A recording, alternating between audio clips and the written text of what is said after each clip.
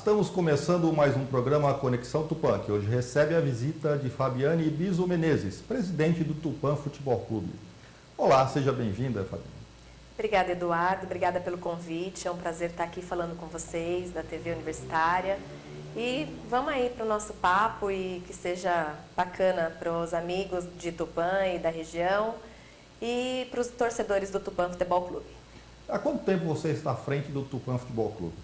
Estou à frente do Tupã desde 2011 como presidente. Mas, na verdade, em 2010, nós assumimos a categoria do Sub-20, que era uma categoria que ficou como uma consequência do profissional. Mas, no fim de 2010, outubro de 2010, eu me tornei presidente, assumindo em janeiro de 2011. Desde 2011, então, eu estou à frente do Tupã. Você está no seu segundo mandato, é isso? Isso. E quanto tempo dura cada mandato? 4 anos. 4 anos. E vence agora? Agora quando? no fim do ano de 2018. Então tem mais um ano ainda, quase. Isso, é. E qual que é a situação do Tupã Futebol Clube hoje? Ele não jogou em 2017, mas não foi uma questão ligada ao futebol, foi uma questão ligada ao estádio, me parece. Foi, Eduardo. Tinha algumas adequações para serem feitas dentro do estádio municipal Alonso Carvalho Braga, e não teve um tempo hábil para o novo gestor, né, o nosso novo prefeito, estar adequando. A Federação Paulista, ela te dá um prazo. Dentro desse prazo, você tem que apresentar todos os laudos e todas as estruturas possíveis para ter o Campeonato Paulista. E então, não teve tempo de fazer algumas adequações que o bombeiro havia exigido. Então, por falta do laudo do AVCB, a gente ficou de fora do time profissional. Porque você falou da prefeitura não mexer no estádio, não teve tempo, porque o estádio é da prefeitura, não do Tupã Futebol Clube, é isso? Isso. O Tupã, ele, por ser o time da cidade, ele tem a concessão para estar disputando no estádio, né? Está representando a cidade de Tupã. É um time que existe desde 1936, então é um time que representa a cidade de Tupã, né? E é filiado à Federação Paulista, e o estádio municipal, então, é cedido ao Tupã para a gente estar fazendo os jogos da Federação Paulista. Bom, por causa desse problema, certamente vocês dispensaram os jogadores profissionais, acredito eu, né? E ficou com alguma atividade ou não? No período que a gente tinha para disputar o campeonato profissional, nós não conseguimos ter o campeonato. Automaticamente, quando você não disputa um time profissional, você não disputa mais nenhuma categoria, nem a base. Mas eu fiz um pedido especial ao presidente da federação, Reinaldo, e graças a Deus ele acatou com muito carinho, ele foi até a CBF. Devido a gente ter ficado de fora por falta do laudo, nós conseguimos disputar a categoria de base, que nós começamos com a categoria do Sub-20, que a gente teve um tempo curto para montar o elenco, montar a equipe. E mesmo assim nós tivemos êxito de chegar com essa equipe até as quartas de final. Saímos com a equipe que foi campeã da categoria do Sub-20, que foi a equipe da Itapirense. E aí, a partir disso, a gente já estava com os laudos aprovados do AVCB, aí eles fizeram todas as adequações do estádio, tudo, então a gente teve o AVCB, tudo, para a gente também poder disputar a base. A federação ela é muito exigente nessa categoria, e eu acho que é bacana, inclusive, disso, porque é uma segurança para o torcedor. E aí a gente conseguiu ter o êxito de disputar o Sub-20, e automaticamente a gente foi convidado pelo presidente da federação a estar sendo sede da Copa São Paulo Júnior.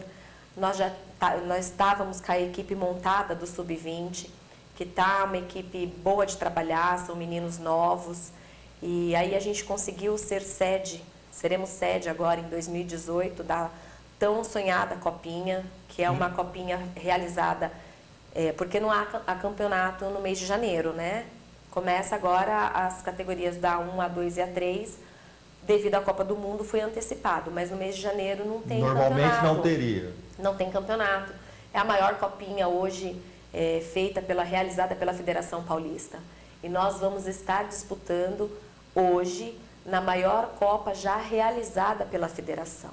São 128 equipes com 32 sedes e o Tupã Futebol, e o Tupã, a cidade de Tupã, juntamente com o time da cidade, que é o Tupã Futebol Clube, a gente conseguiu ter esse êxito e vamos participar aí da maior Copa já realizada pela federação em 2018. Então, Tupã será uma das sedes? Isso, o Tupã será uma das sedes. Quantos jogos serão? Nós vamos receber as equipes do Atlético Goianiense, né, de Goiás. Nós vamos receber a equipe do Lagarto, que é de Sergipe.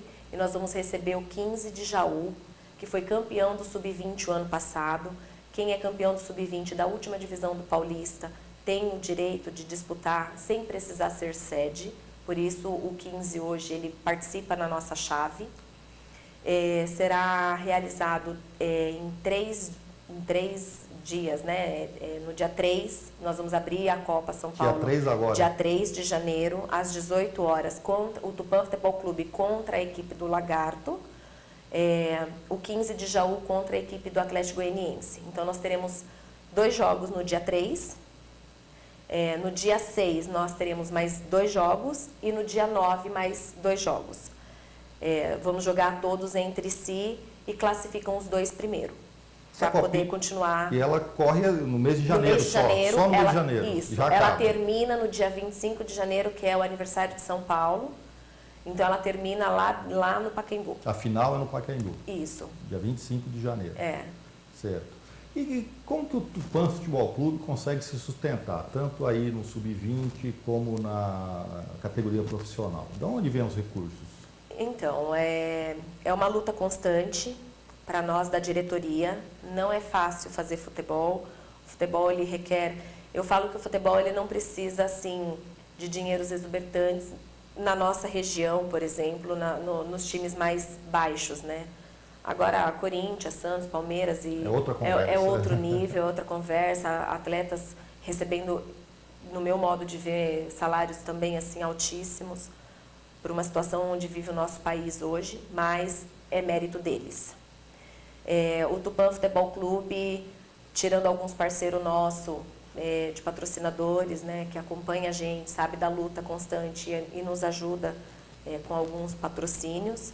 Hoje a gente tem um grupo de empresário que a gente tem o conhecimento, é amigo nosso, onde eles empresariam os meninos e eles acabam ajudando o Tupã Futebol Clube de alguma forma. Mas já é uma coisa certa, assim, você fecha no começo do ano com esses empresários e eles garantem até o final do ano? Não, cada 2, 3 meses, não sei, você tem que ir lá e passar o chapéu novamente? A gente já tem um contrato firmado com eles durante o período. Ou seja, uma coisa que dá uma certa segurança, apesar de não acredito que não é muito, mas pelo menos a gente conseguiu mais ter esse tipo de êxito esse ano, com a categoria de base. Porque até então, o nosso maior patrocinador hoje é o torcedor. O torcedor que paga o ingresso, que entra, vai lá prestigiar o Tupã, que é o torcedor que gosta do time, que incentiva o time. Então, esse ano, porque na base os portões são abertos, então você não pode cobrar ingresso. Então, nós não temos renda. Já começa a ficar mais difícil. Uma dificuldade a mais. Sim. E tem as despesas. Nós temos despesas com arbitragem, nós temos despesas com médico, despesas com viagens, né? E então a gente tem esse gasto. Muitas vezes, para quem até às vezes fala, mas não conhece, eu falo que só critica de fora quem nunca esteve dentro. Porque quando você vai ali por trás dos bastidores, a conversa é completamente diferente. Eu preciso ter tudo em ordem, eu preciso ter tudo organizado para poder colocar o time lá em cima, no campo. Eu já fiz todo o trabalho na parte de baixo, eu já coloquei muito dinheiro do bolso. E quando você assume um compromisso, você tem que arcar com esse compromisso. Então, a gente colocou a cara, né, assim, em evidência, a gente tem que fazer e fazer acontecer. Você falou aí do ingresso que o torcedor paga, que é o seu principal, um dos principais meios aí de financiamento. A renda vai toda para o Tupã? Não. O time que vem jogar aqui, por exemplo, também recebe uma parte. Como é que funciona essa divisão? Não, a equipe porque o campeonato ele é feito por fases. A primeira fase geralmente é regionalizada, cada equipe arca com as suas despesas. Mas a arrecadação do estádio? Não, a arrecadação da bilheteria, ela é voltada somente para aquele time da casa. Correto, Por exemplo, 100% você da casa. Jogou na cidade de Tupã, jogou contra o Tupã Futebol Clube no estádio, a renda é do Tupã.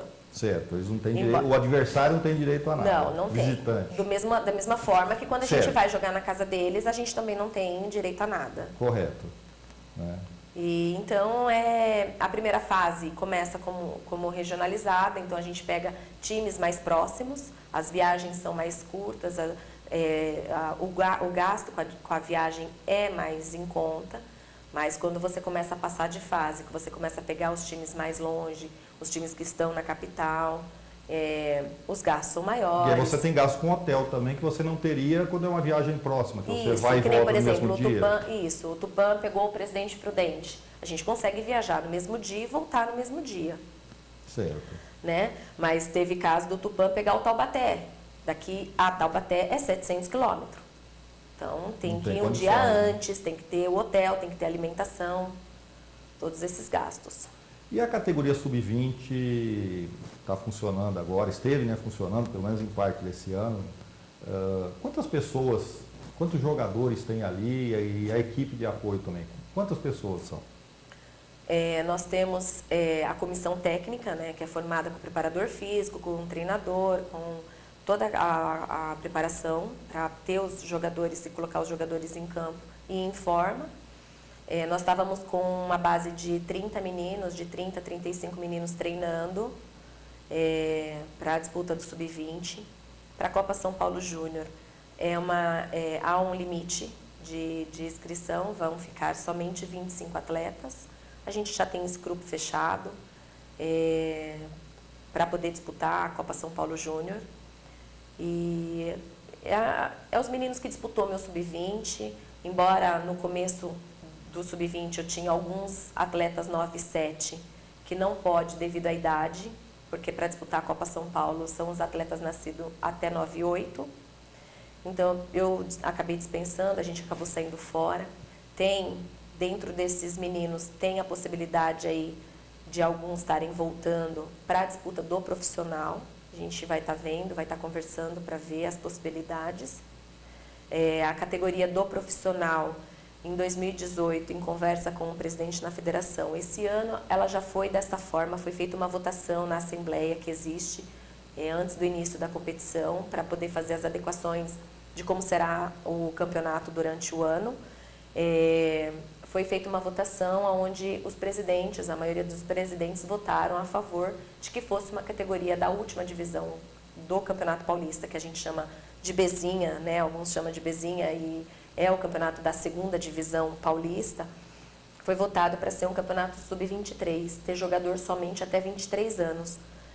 Até o ano passado, os jogadores poderiam ter 3 jogadores acima de 23 anos dentro do campo, jogando junto com os que são abaixo de 23. Esse ano, em votação, junto nessa assembleia, a maioria dos presidentes votaram que gostaria que fosse um sub-23. Teve uma regra quebrada, não pela federação, mas por advogados do Sindicato dos Atletas, mas os clubes, como havia feito um compromisso dentro da federação, acabou acatando. Os clubes que participaram esse ano já da Bezinha jogaram com jogadores abaixo de 23, mas em conversa com o presidente, com os outros presidentes, com o presidente da federação, parece que o ano que vem, em 2018, eles já vão colocar que é Campeonato Paulista, segunda divisão, sub-23, já para ser uma categoria chamada até 23 anos mesmo.